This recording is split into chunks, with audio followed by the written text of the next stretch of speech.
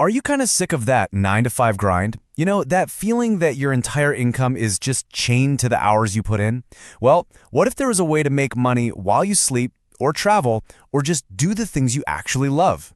That's exactly what we're diving into today, the whole world of passive income. We're going to use Beyond the 9 to 5 as our guide to really unlock a new way of thinking about your money and your freedom.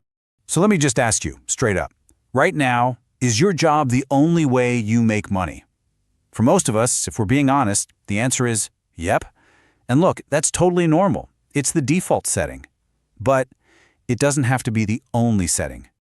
You see, before we can explore all the cool new stuff, we've got to understand the situation most of us are in. And it's often called the active income trap. Active income is super simple, right? You trade your time for money. That's your salary, your hourly wage, or what you charge for a freelance gig. But here's the catch, and it's a big one. If you stop working, the money stops coming. It is a direct one-for-one trade. What if your income wasn't limited by the number of hours in a day? What if you could build something once that could pay you again and again and again? That is the incredible promise of passive income. And honestly, it's a total game changer.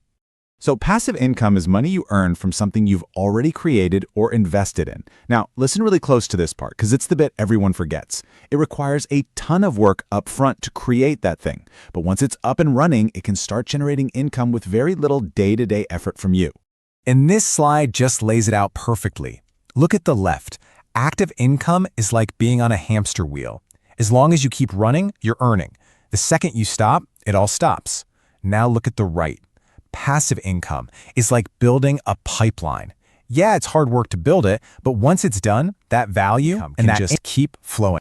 Okay, now before you start picturing yourself on a beach with a drink in your hand, let's get real for a second. The idea of passive income is surrounded by myths, these fantasies of easy money that can really trip you up. So we're going to bust them right now. This is the big one. This is the myth that gets everybody. It's this idea that you just find some magic internet button, you push it, and money just starts flooding your bank account. It sounds amazing, right? But that's all it is, a fantasy. Here is the absolute truth. It is not money for nothing.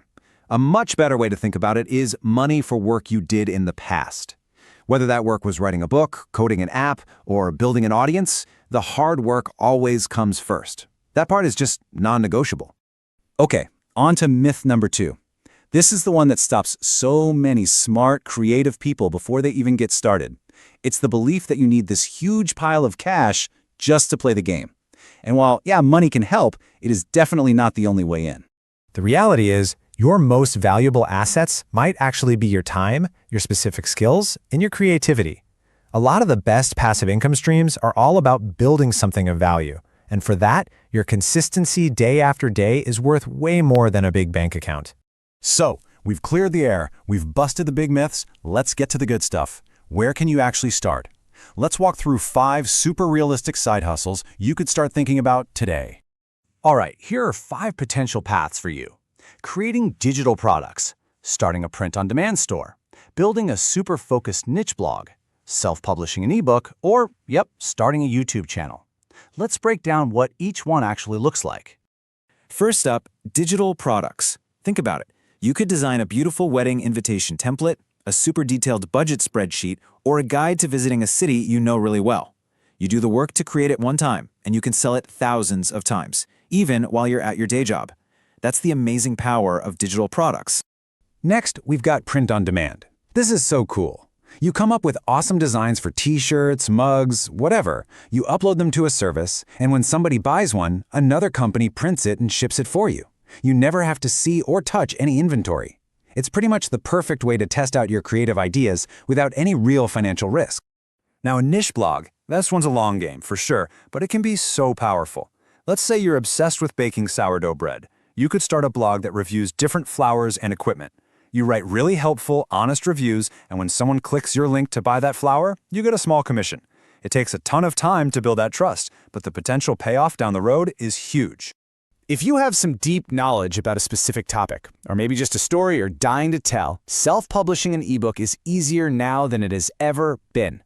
Yeah, the time commitment is high. I mean, you have to write a whole book, but the actual financial cost is next to nothing. And once it's published, that book can keep selling for years, becoming a real passive asset. And finally, a niche YouTube channel. A lot like a blog, this takes a massive, ongoing investment of your time. But think of it this way. Every single video you make is like a little digital employee that's working for you 24/7. It's out there finding new people and earning you ad revenue long after you hit that publish button. So, we've covered the what, the why, and the how. We've talked about the trap, we've seen the promise, and we've walked through 5 real paths. But maybe the most important thing here is the mindset. You have to remember, this is a marathon, not a sprint. So what's the secret sauce? It's all right here. Start small, but be ridiculously consistent. Make patience your superpower. Be okay with the fact that your first idea might not be the home run. Never, ever forget that the upfront work is the price you have to pay. And most important of all, focus on giving people real value. The money, it'll follow the value. And with that, we're at the end of our little guide. But really, this is just the beginning of your journey. So the only question that matters now is the one for you. Looking at these ideas, thinking about your own skills, your passions, which path are you going to explore first?